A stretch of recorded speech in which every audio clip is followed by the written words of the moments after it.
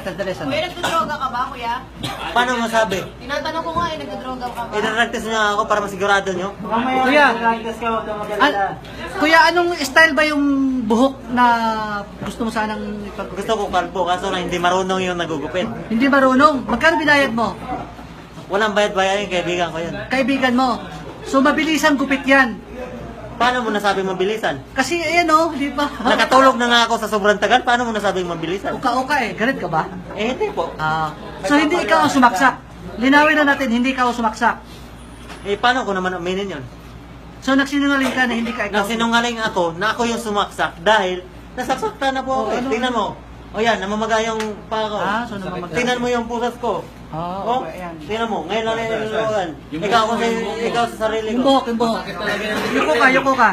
Yung buhok, ayan, di pa tapos. So, ayun o, sugat-sugat pa. Yung ko pa, patingin niya, kuya, patingin mo. So, yun o, di pa tapos yung buhok o.